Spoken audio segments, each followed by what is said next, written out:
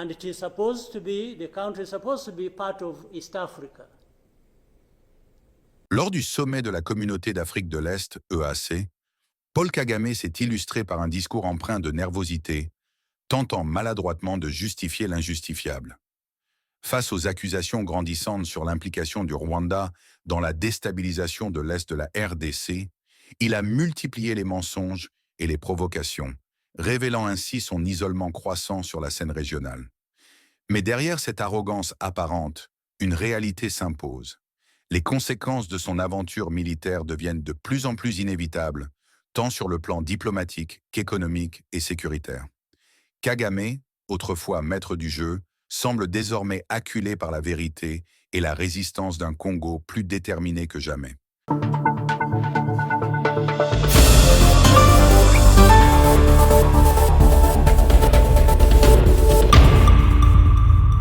Kagame en difficulté à la EAC, entre mensonges, arrogance et les retombées inévitables de son agression.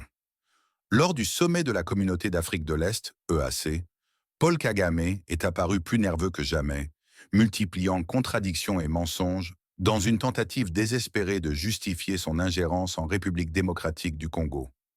Son arrogance habituelle a laissé place à une fébrilité perceptible, révélant l'isolement croissant de son régime face aux réalités du terrain. Mensonges et manipulations, Kagame à court d'arguments. Comme à son habitude, Kagame a nié toute implication du Rwanda dans la guerre à l'est de la RDC, malgré les preuves accablantes fournies par des rapports des Nations Unies, des organisations internationales et même des chancelleries occidentales. Il a tenté d'inverser la situation, accusant la RDC de provoquer l'instabilité, alors même que ses troupes et ses alliés du M23 continuent de semer le chaos, de massacrer des civils et d'occuper des territoires congolais. Mais cette fois, la rhétorique de Kigali ne passe plus. Même parmi les membres de l'EAC, les soutiens traditionnels du Rwanda semblent de plus en plus embarrassés par l'obsession belliciste de Kagame, qui met en péril la stabilité régionale. Arrogance et provocation. Le pari risqué de Kigali. Refusant toute remise en question, Kagame a poursuivi sa fuite en avant, défiant ouvertement la RDC et la communauté internationale. Son discours a été marqué par une arrogance décomplexée, cherchant à minimiser les récentes avancées des FARDC et de leurs alliés sur le terrain. Pourtant, la réalité est tout autre. Les forces congolaises, appuyées par les Wazalendo, déterminées de libérer la de Goma. L'isolement diplomatique du Rwanda se renforce. Les sanctions internationales commencent à frapper les intérêts économiques de Kigali. Le président rwandais semble ignorer que son entêtement à défier la souveraineté congolaise et à jouer avec le feu risque d'avoir des conséquences désastreuses pour son propre régime. Les conséquences inévitables. La fin d'une impunité. Kagame sait qu'il joue son va-tout. L'agression contre la RDC est en train de se retourner contre lui sur plusieurs fronts. Militairement, la résistance des Congolaises s'intensifie. Diplomatiquement, les soutiens traditionnels du Rwanda s'effritent. Économiquement, l'étau des sanctions commence à peser. Le temps où Kagame imposait sa loi sans opposition est révolu. Son régime devra répondre de ses actes, que ce soit devant la justice internationale ou face à un soulèvement de plus en plus probable à l'intérieur de son propre pays. L'histoire l'a prouvé, aucun dictateur ne peut éternellement défier la volonté des peuples et les lois de la souveraineté nationale. Paul Kagame, en persistant dans sa guerre injuste contre le Congo, creuse lui-même la tombe politique de son régime. Le peuple congolais reste debout. Cuba. Thank you, Chairman of Communauté. I want to associate myself with what has been said, especially what our sister President Samia Suluhu has just mentioned. But before that, let me raise a couple of questions maybe to guide us. I don't know if that is possible. One, is there anybody among us who did not see this coming? I for one, I saw it coming to be where we are now. I saw it coming because I did not see who was taking charge of the process, who was listening, who was trying to provide any kind of guidance as to what we should be doing from one thing or one day to another. And by this, I want to also ask, as the East African community, what did we want from the beginning? Or what did we do about that? What are we doing now? And what do we want to do for where we want to go? Because exactly like President Sami has mentioned, if it is talking about problems and defining them, and I think we have been very eloquent. We have talked about all kinds of things. But when do we match what we are saying and what we are doing so that we get to what we want? When do we come to that? I haven't seen it. President, I asked last time in our meeting, the last summit, where is East African community, or does it exist? And exist for what? By the way, even now the person or the country we are talking about is not represented as we are discussing.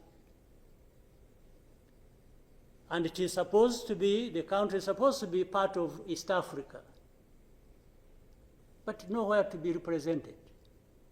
So I'm not sure what bearing what we are discussing has on what happens in the process of finding a solution in this country. I'll move on.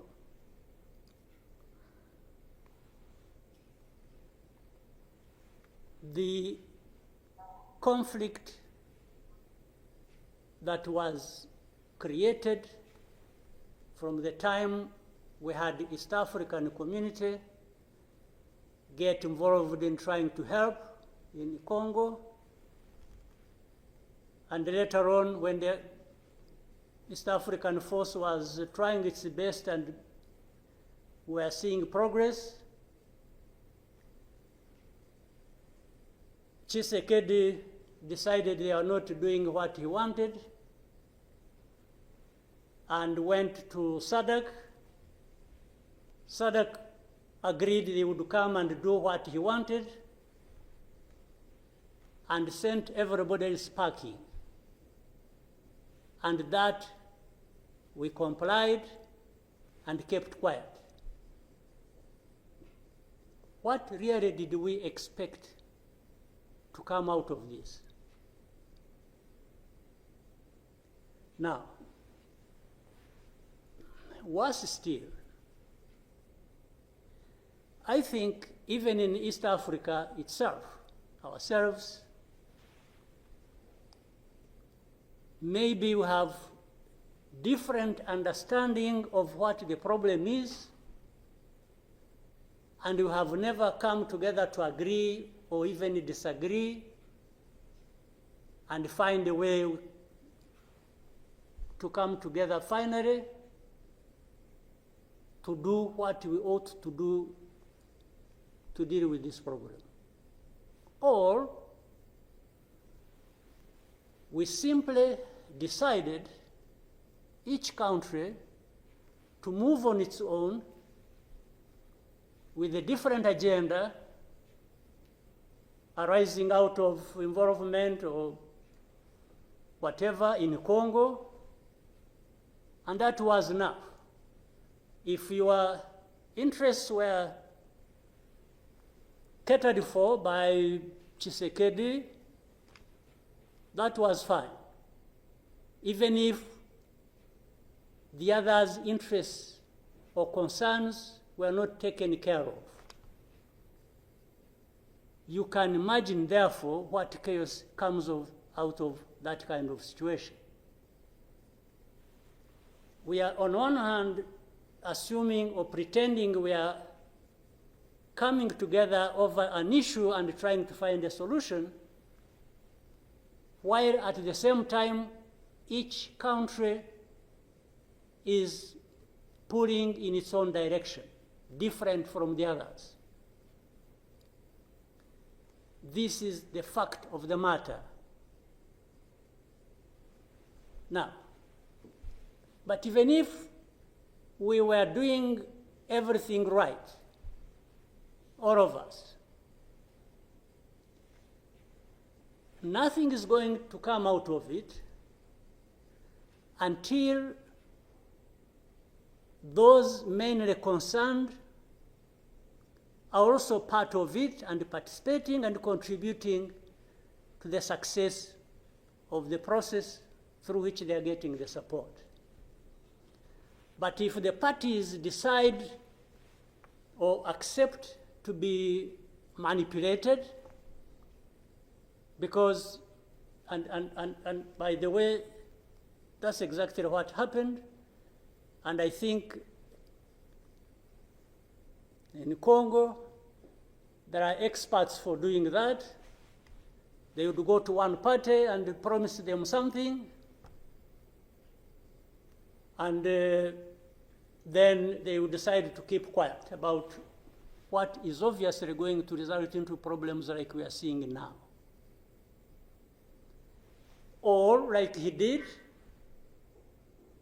he didn't want East African Community because they were not doing things the way he wanted, even if it was not right.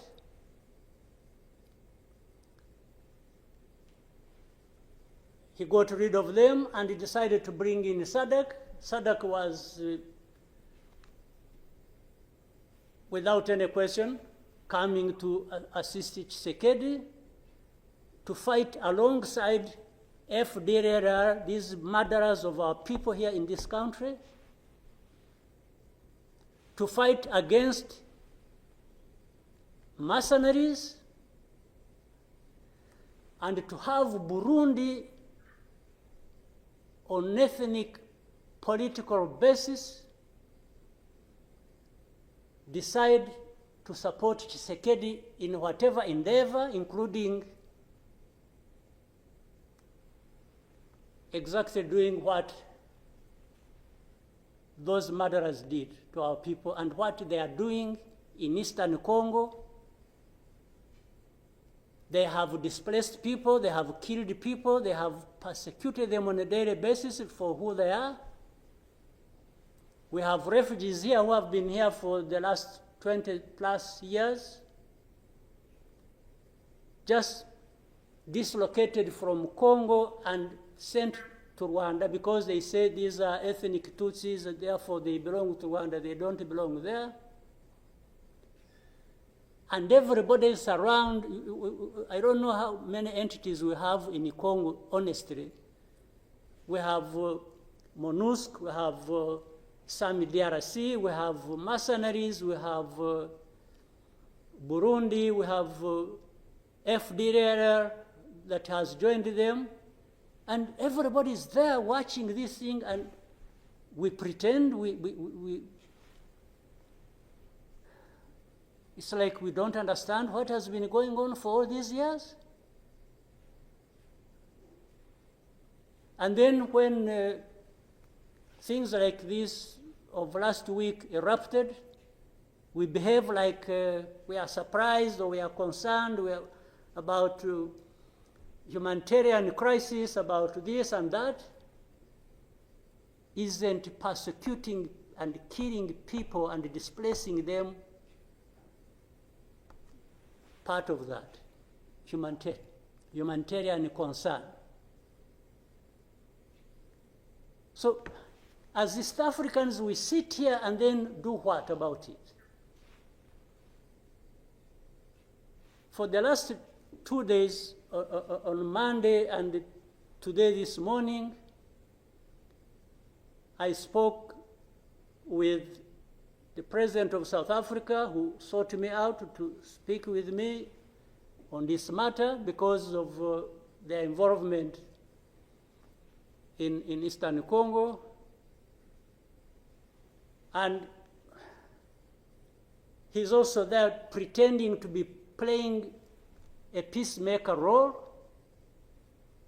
And he has a force that has been fighting alongside FDLR and has been fighting the M23 on the instructions of Tshisekedi, because these are people who are not supposed to be in Congo, that these are from Rwanda, or the M23 are not Rwandans, please. These are Congolese, and one time he accepts it, then another time he says, no, part of it is yes, and then the other part is from Rwanda, and these are the. He keeps on going. And how do we, leaders of our own countries, accept this to go on forever and just accept that we shall be manipulated by Tshisekedi or whoever is supporting him? And South Africa dares even issue threats about what is likely to happen after that, and so on and so forth. Of course, we will see what threats they are talking about. Maybe they should have done that exactly for which they have been issuing threats. They should have done it to clean up the mess in Eastern Congo, or to fight back those who have been trying to clean up the mess. So then you have the whole international community just confused. They talked about Rwanda, they talked about the Nairobi process. Honestly, even here, maybe you will help me understand what all this means. The processes became an end in themselves. And the people leading these processes became more important than the results of the processes. The Nairobi process became a whole process. Then the Rwanda process, it's like you can't say anything that will displease President Lorenzo. Definitely, this does not help deal with such a serious matters as we are faced with today. That in the end, just because they can't be addressed, we have such a situation like we have now. And if anybody, and above all, I don't understand how Tshisekedi keeps thinking that he will resolve the problems to do with rights of people militarily. Kill them, shoot them, bring in forces that are ready to help, like especially Burundi. Well, I don't know whether that has been helpful for the last few days or weeks. They have been doing that. So I want us to, Chairman, Your Excellencies, I want us, whatever we are saying and whatever we intend to do, we capture the context rightly and then proceed based on that, and maybe we can get somewhere. But otherwise, if we keep saying good things, saying that, and to each other being nice, and then each one fulfilling their own interests other than others' interests, the common interests we have as East Africans, then I don't see how we are going to contribute effectively to finding a solution. But really to have even had East African community expelled from Eastern Congo and everybody complied and then there was quiet. It's as if it was normal or that is okay. Everything dictated by the country or the person we are trying to help. I didn't understand that. And that's where we are now. That's how we are here, where we are.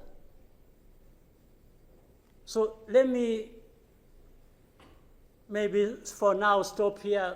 I would really want to hear advice of others, but I think it's not just a plaything. It's not, it's a serious matter, evidently, because it consumes people's lives. And the other day, 2-3 days ago, we lost people. There was a lot of sharing from Eastern Congo, from Goma, and killed a dozen people and injured hundreds. We will definitely take care of that. There's no question about it. Thank you, Mr. Chairman.